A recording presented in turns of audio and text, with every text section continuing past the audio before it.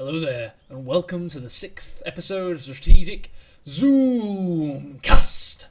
Today is a very, very special episode indeed, because we have a rematch of the tournament I organises last year's final between Jesulin and Cataclaw in round 2 of the same tournament this year. That's come about because Fahu has completely quit Company of Heroes 2 for reasons that I'm not completely aware of, but I'm sure it's got something to do with, he said, bug splats or something. I don't know what they are, but I'm sure it's a pressing issue of concern to him. My PC can handle this game okay, so I've never had an issue. However, of course, a lot of people do, so I can only assume that there are a lot of issues. This game is going to be pretty interesting, and I know that because I've been told that by the players. I am the organiser of this tournament, so although we are going to have to, let's have a look at this central engagement one moment. Pioneers capping the centre, conscripts pushing in, MG42 in an advantageous position, and Cataclaw's going to have to retreat out there, and 2 shakes of a lamb's tail, there you go. Damn, what was the point I was making? It was really good, all of my points are insightful, and very interesting to listen to. But yeah, big props to Cataclaw for stepping in gallantly after Fahu dropped out of his round 2 clash against the number 1 seed, the Behemoth, the pound for pound reigning Company of Heroes, I'm going to say champion because he just won the last tournament. That was on Saturday. That was what are they called now? 1-for-1 Esports is Halloween Cup, which I cast with Stormless. Had a great laugh. We both did. Here you go. You got Jesulin capping Cataclaw's cutoff. Try saying that 50 times. Conscripts going straight for this house. World building. This house is a menace. It absolutely dominates the western side of Kolodny Firm, and much in the same way that this house over here does. The east side, well, not in the same way, because this house has much better lines of sight and is a lot, it's just in general more important. This conscript's going to get pushed away by the MG in the munitions house there. I'm going to try and create a trend about talking about the houses, about the things that they're closest to. Conscript going for the strategic point here. In terms of teching, if you've noticed in the bottom right of your screen, Molotovs are currently researching. Grenadier's going to come behind this green cover wreckage to have a fight with the conscripts. However, the conscripts in the western house are going to have something to say about that. A good tip for players, the MG42 as your first unit is a great decision for Wehrmacht because it allows you to Molotov. First one hits. Let's try and count how many Molotovs hit. That is 1 out of 1, not bad so far, good ratio. MG42, yeah, in a spot of bother, you've got conscripts coming there. The Grenadiers are going to try and go in the munitions house to keep them away, but the other conscript squad are going to be able to pretty much, it's soft retreat at first, but yeah, hard retreat straight after. So yeah, the Kolodny Firm is a great map. However, Wehrmacht in the westerly position is always going to be pushed heavy because the Allies have this great giant shot blocker of a house. Conscripts going down because they have to run around here. Who's going to get the kill? Who's going to get the kill? I think it was this one in the house. I think they got that kill. These guys are going to be pissed at that. Straight away, another conscript is building rather. He has exerted excellent map control so far, has Mr. Cataclaw. Cataclysmic display of map control almost. There's those conscripts. I'll highlight them. In a strategic zoom class, you do have to keep highlighting units. That's me trying to sit on my own feet in my big chair. Because if you zoom out too far, you lose the icons. Just an FYI there whilst you're watching me bring you another exciting shoutcast. I want to speak about, whilst we're trying, good thing about these shoutcasts is you can just kind of leave the camera in one position. It does capture a lot. Just to have a quick meta rant about these casts. Not rant, but I really want to thank everybody for their support so far, even people that have given me constructive negative criticism. I found it really helpful hearing people's ideas, and in general I found the support to be overwhelming. I've had private messages, people adding me in Steam, lots and lots of support has been rolling in. I mean, the viewers haven't been amazing because obviously the community is so small, but as long as there's a few hundred people and the people that do watch interact with me, I am willing to keep making these things for as long as I find them enjoyable to make, and I'm really enjoying making them right now, so that's a long time to come, hopefully.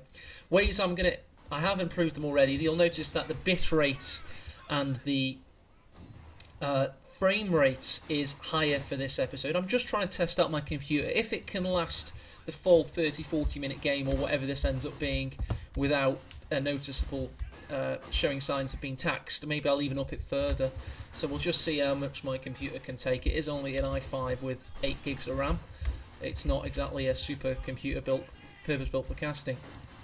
Great concerted pressure from 3 conscript squads here. You have this conscript squad behind a sight blocker, ready to expose this avenue, possibly to take out the mortar that's come onto the field. The mortar, and there you go, there's a Molotov from that conscript. I can hear that, of course, Cataclaw has chosen shock rifle frontline tactics, probably the pound for pound best overall commander in the game, because you get some of the best close quarters infantry, a lot of useful abilities in cloaking your anti-tank guns and the incendiary artillery barrage. Conscripts in a shot above. They are going to have, if they retreat, they're going to run across red cover here, so they could die, especially considering you've got this Gren watching over them as well. Not a great way out for them. They are lucky to escape with 2 models. And Jesulin's choices are close air support, which allows him to upgrade LMGs at will with the redistributed resources. Oh god, these conscripts are being found out. He's also got mobile defense for the Puma, which is if you're under the Kosh. He is under the Kosh, so he could even select that. And you've got Lightning Wall, which is a great Tiger doctrine, including G43s and several useful abilities. Combat engineers do have a flamethrower. That's a very good way to push your advantage when you've got so much munitions control. But all the while, if you notice, Jesulin has pushed east to take Cataclaw's cut off. So Jesulin is notorious for that. Even when he's under the Kosh, he always seems to manage to get a let me just put my mic back on its stick, to get a squad free to do some capping. That's one of the reasons why he's such a great player. Just catching this engagement in time. The MG42 and the mortar are going to retreat straight away. Great choice from Jesulin. He couldn't even properly see these shock troopers coming to push him away, but he did anyway. That combat engineer is going to get away. In the south, we have got another engagement. Oh no, we haven't. We've just got capping, it seems. They're at a standstill. Another request I've had in the comments, this was a comment on Reddit. I think AK Mason suggested this. God, how did I remember that? It's been a long day at work and I'm somehow remembering people's Reddit usernames. AK Mason suggested we show fog of war, namely when there's large tanks afoot, so you can see what they can see, and I fully agree with that. We'll try that out at some point. Molotov hits. In fact, most of Cataclaw's Molotovs have hit. It seems that Jesulin isn't quite responding to all the cues he possibly could do. We've got another pitched engagement surrounding this house. Wow, Cataclaw just jumped out of the house, then jumped back in it in time, not in time for the second mortar hit, but he did do it for the first round. Does it for the third round, so 2 out of 3 ain't bad, as famously sang by Meatloaf. He does it for the 4th round, 3 out of 4 rounds missed by Cataclaw, which is missed in a positive sense. 5th round, so that's 4 out of 5, 80% success ratio. He is taking a lot of overall health damage on those squads. The shock troopers now come in. We could be seeing some decent grenade, perhaps. Yeah, really good grenade, considering those Grens tried to dodge it. Very good from that shock trooper. Good Molotov there from that conscript. And yet again, Jesulin is pushed back. It's interesting that he hasn't gone sniper. It's possibly because he's against Soviets, and of course conscripts don't cost that much, so a sniper's manpower bleed over passage of time isn't quite as pronounced as, say, against American forces and the British, to give them their unofficial names. Shock Trooper waiting there. He's going to come out to try and push away Jesulin from his cutoff. Excellent play by Cataclaw.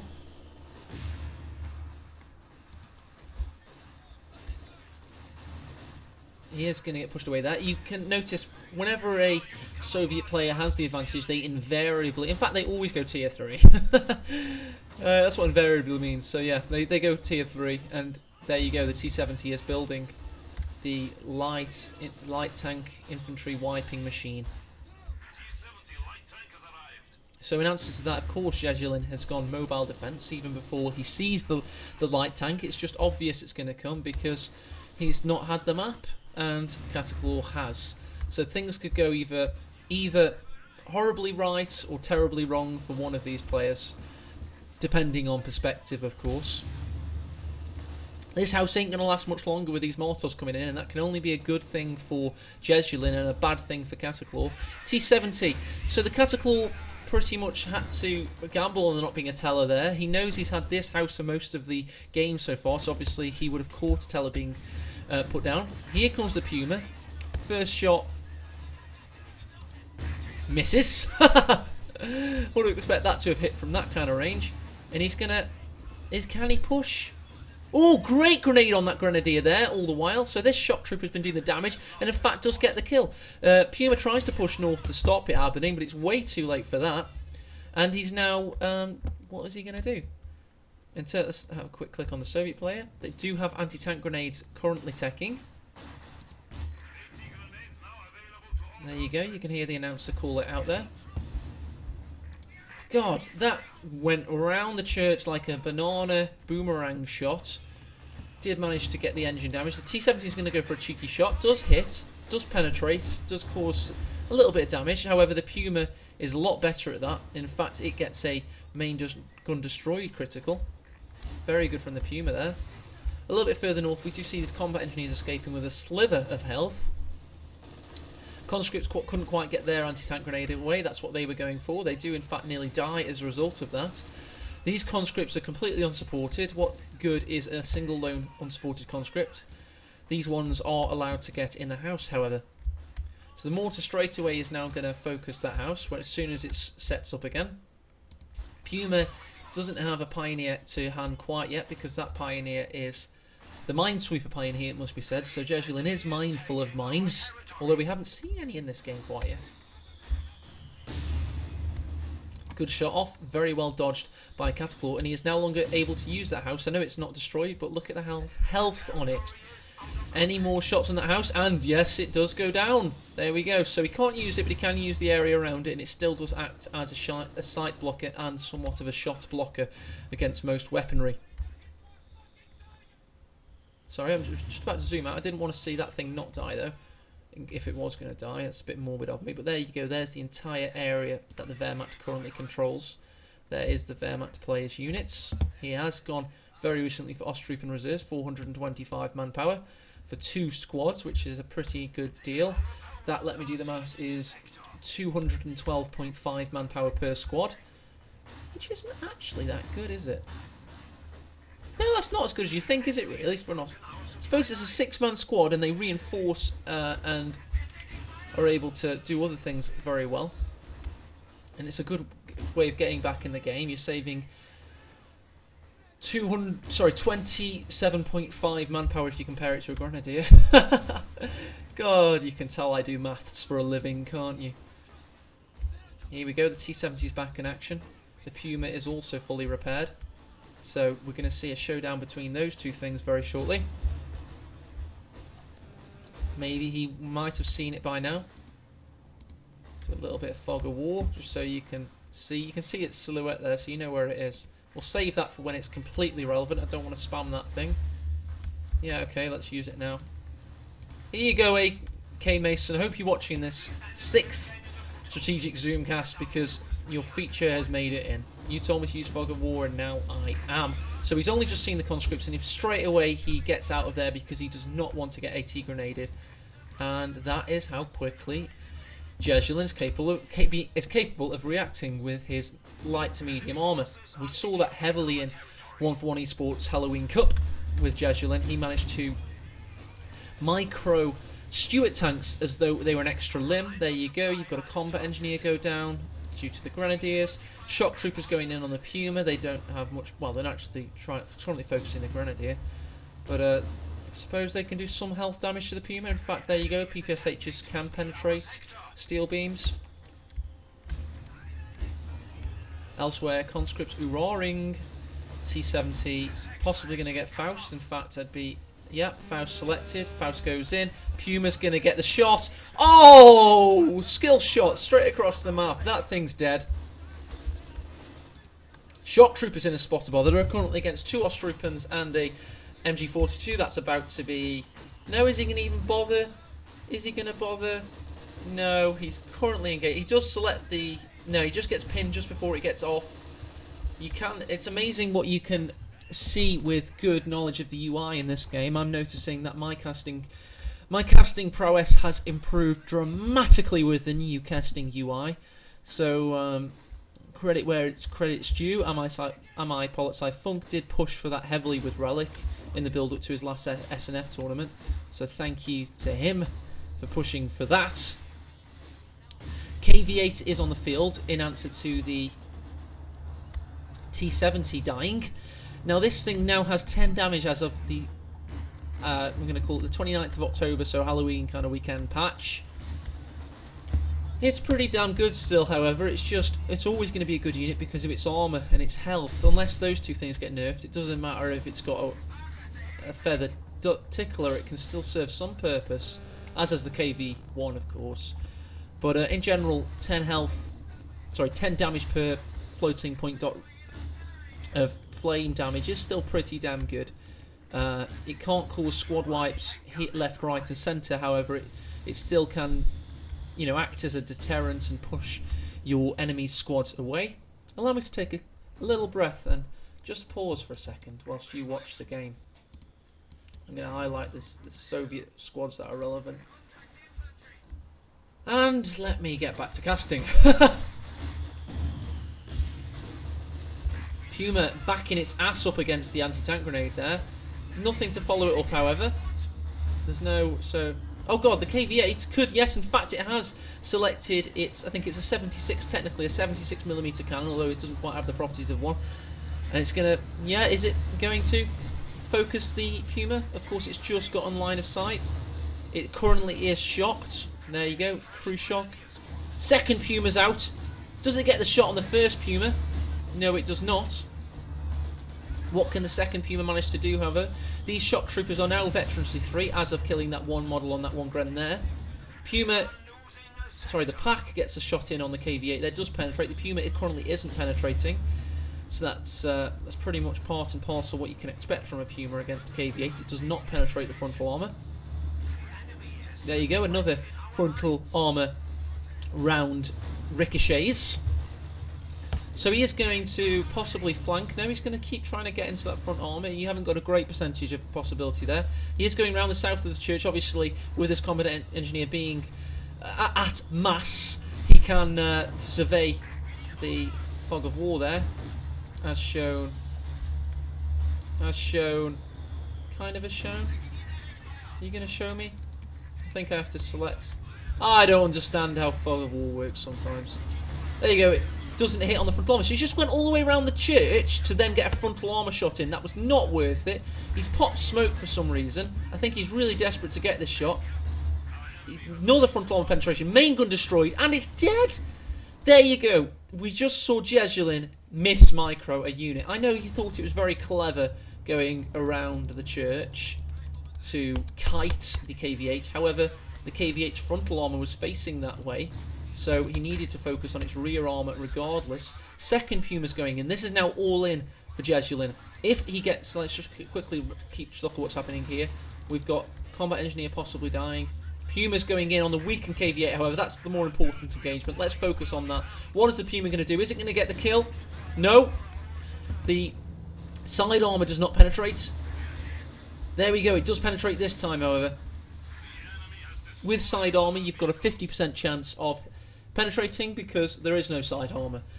it counts as either frontal armour or rear armour in Company of Heroes, which is unfortunate. Pretty much everybody wishes Relic had taken the time to code in and account for side armour, because it is strange seeing a shot hit near the front and still be counted as rear, or vice versa. God, that conscript's a bit worse for wear. We could see the Pioneers. No, doesn't seem that Jesulin is fully at the height of his powers in this game. We do know he has got some of the best micro in Company of Heroes. Could either see the Puma not get the hull MG kill. No, it's currently trying to survive because you've got this. Yeah, there you go. The second Puma is down, 160. Just let's confirm the statistics there. 160 fuel indeed wasted. Well, not wasted because he did kill a KV-8. However, a KV-8 is less fuel than that. So consider that Cataclaw, not only has he had the majority of the map and has, yeah, there we go, enough fuel to build an IS-2, he has also now won most of the armour engagements, or the ones that count the most. He's been a little bit lucky, I'm going to say. But Jesulin has got a massive cabal of units now. He has built a second Grenadier, which is already up to a pip of veterancy. So he's got 5 mainline infantry, a Pioneer, a Vet 3 MG42, the GRW34 mortar team, and 2 packs.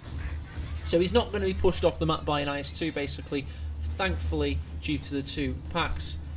Conscripts getting pushed around, sorry, by their own unit there. So 1 shot, is that enough for the Faust to crit? It is! Confirmed. It doesn't have to be much damage, but as long as there's some damage, the Faust can crit the engine of an IS-2. However, because it's still on a road, you'll notice it is still going quite fast. As soon as it hit that grass, it slowed down, but he is taking advantage of this building. A little bit further south, we've got the conscript pushing away the mortar, but it can't do much else than that because it is quite lowly healthed elsewhere, and all of the upgrades are chosen. So that's 500 manpower overall and 50 fuel spent on all 3 upgrades. He has used them well though. He's obviously used Molotovs to great ability, anti-tank grenades also, and of course, you know, field infirmary pays for itself. Here we go, we've got another pitched battle here. We've got these conscript pushed away this Grenadier, yet again denying the fuel. Anti-tank grenade goes off. Jesulin really needs this vital munitions he's got. He's only got 170. He is of a doctrine, mobile defense, that doesn't have any abilities that are embedded in munitions, so he can afford to spend them on stuff like rifle grenades. Another Molotov hits for Cataclaw. I'm counting quite a few there. In the south, we've got a quick engagement worth looking at. Ostrupen versus conscripts. Not much to shout about there. Another shot goes in on the conscripts. I'm going to blame the mortar for that. Well, we can't because it's got no kills. 2 guys died. Yeah, it was this squad here. Sorry, yeah, that squad there that died. IS-2 still at 0 kills. Is fully repaired now after having its engine critted. Another combat engineer squad on the field. Perhaps we're going to see, this is replacing one of the 2 that originally died. Perhaps we're going to see a flamethrower on this because we already have a minesweeper on the other. God, that squad just is very close to dying. In fact, we could see that thing go down. Good rifle nade off. Oh, it wasn't a good rifle nade. It was a good intention of a rifle nade, but it didn't actually do much. Just a bit of health damage there. IS-2 is pushing away possibly the most over-allocated IS-2 ever. Just pushing away an Ostrupen. Although you could argue that pushing away an Ostrupen is, you know, worth it if you're trying to go for a VP victory over the #1 seeded player. But it must be said that Jesulin is a player capable of dramatic comebacks. And as we know that this is a good game, perhaps we're going to see one of those. It'll be very interesting to see regardless.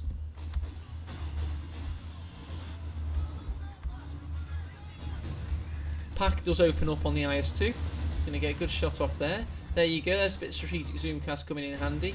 We've got conscript versus Grenadier just to the north of your screen there. And the IS-2 A Puma racing into the field of combat. So those conscripts do get pushed away. The IS-2, however, is still soaking up damage. Puma could go up on for an almighty flank on the IS-2 if Jesulin's feeling confident. Not quite got the commanding presence to do that quite yet. He has taken the northern victory point, so we might be seeing Jesulin creeping back into things right now as we speak.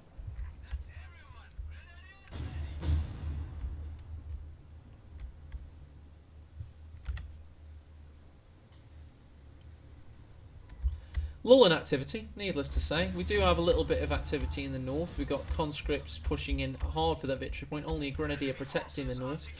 Unfortunately, Jesulin hasn't managed to protect the northern victory point as much as he needs to. However, he is currently capping the south. The Puma's just been snared. The IS-2 is taking its pintle-mounted turret machine gun. It does have 5 kills now, which is mediocre, but the IS-2 is more about presence sometimes, as is any heavy tank, because you can hear them coming. So the fact that it may not necessarily get, 50 kills doesn't sometimes matter, because it just pushes units off the map, regardless of whether the rounds are actually landing. Shock Trooper going in hard on these support weapons. The Grenadier is going to try and protect them. The Puma can't do too much against the Shock Trooper. It's, pretty much that's not an engagement that even matters, because neither unit can do much to the other. We have got the Ostroop improving their worth, capping where they need to. A little bit further north, you've got these Vet 3 conscripts capping the fuel. Again, providing Jesulin fuel, but with his packs being decrewed, as I was about to say, with packs he can protect himself, but as when they get decrewed by shocks, they're not much use, are they? IS-2 absolutely dismantling that squad. It's got 5 kills just from killing 5 Ostroopers, so they're not very valuable kills. In fact, you'll notice it's not even up to halfway. Well, it's just about up to halfway on its VP meter. Rifle laid off on this conscript that's trying to hide. He could see that there. Just trying to enable fog of war just in time, but I failed miserably. And you're seeing Cataclaw absolutely push the #1 seed off the map. Very interesting engagement. Not engagement, rather, but overall contest, let's say. In terms of tech elsewhere, of course, Cataclaw is going to be relying entirely on Collins. He's not going to go for tier 4. He used tier 3 entirely just to get a T70, and although his first one died, he is in a position where he could go for something else from T70 now that he has nearly 200 fuel. Wouldn't be a bad option.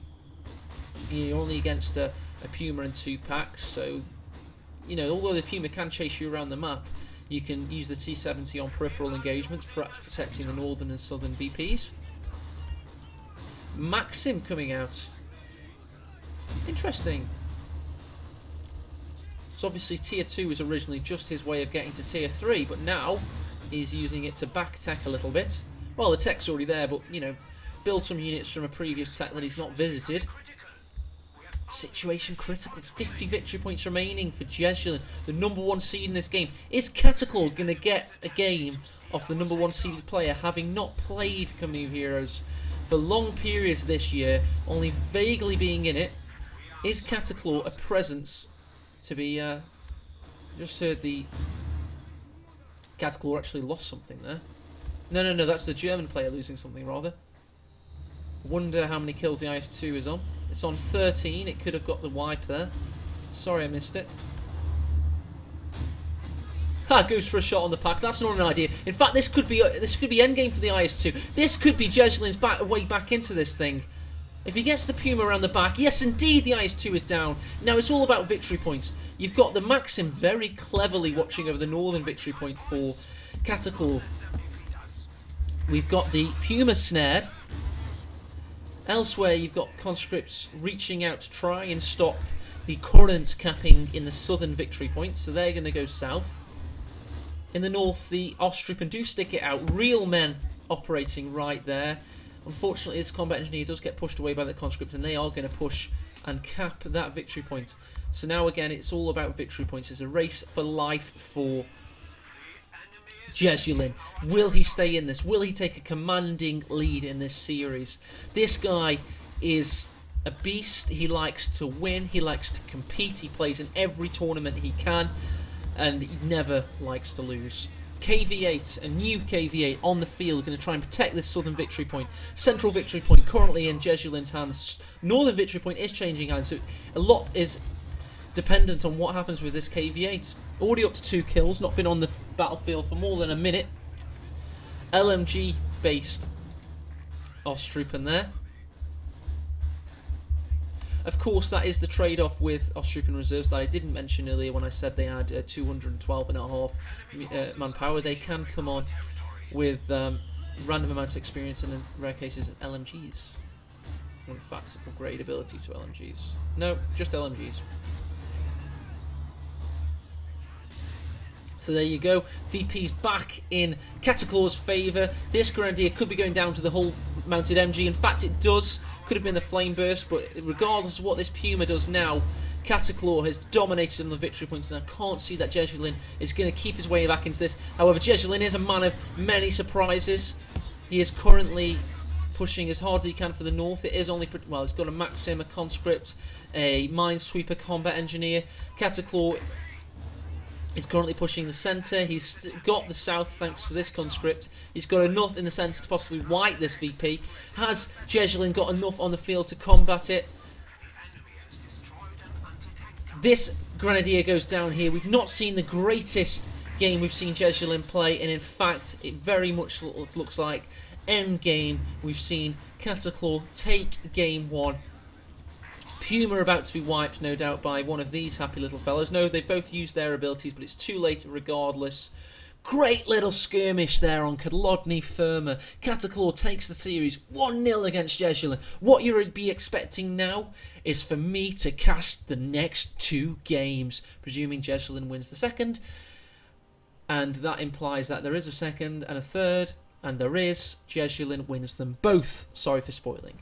I can confirm that the second game isn't much of a game. Jesulin is the allied player. He pushes hard for this house, takes it and keeps it, and does a seemingly lot better job than Cataclaw of just tightening the noose and preventing Cataclaw from even getting into the game at all. Then in the decider, after a dispute about map choices, they decide to depart from tournament convention. So I'm going to bring up my tournament brackets now and talk a little bit about maps. Wait for it to load. Talk a little bit about maps. So this is their entry now. Allow me to update the brackets. So that's 2, 1, Jesulin. So we've got 3 people. Anytime I tune into my own brackets, there must be a lot of interest in this tournament, and I'm very proud of that and very happy to hear the interest in my tournament, because there's always people online looking at the brackets. So Jesulin is through against CS. Now, map choices. So they had Kolodny Firma, and the decider was meant to be on checkpoint. That wasn't fully established, and they did play the third game on Kolodny. And I'm not sure why they did that, because it should have been on Arnhem checkpoint in the decider. However, I suppose Cataclaw being a wild card in this tournament, Jesulin was very righteous to allow that to happen, and I thank him for being so game. He was due to play Fahu, who is arguably a worse player than Cataclaw. So thanks to him, we did see that rematch from last year, and I'd like to thank him for his participation. He did a question and answer on Reddit, because obviously this tournament is a Reddit, let's call it a Reddit creation. Originally it was meant to be Reddit's tournament, and because so much interest from the wider community has been involved in this tournament over the past 3 years now, it is now a full community staple, and I'm really proud of that. I'm also increasingly proud of the strategic Zoom casts. I thank you for watching them. I hope you continue to do so, and hope you continue watching. Please subscribe. It makes my EP slightly larger. It also means you won't miss a cast, because you'll see it pop up in your inbox. Please comment, not because I want to be some kind of guy that gets money from YouTube. That I don't ever want to make a penny from it. It's truly just a passion of mine. And if you leave a comment, constructive feedback is always welcomed, as stated earlier. Also, any encouragement you can give me, or any tips even, I'm more than merrier. Thank you for watching, and goodbye.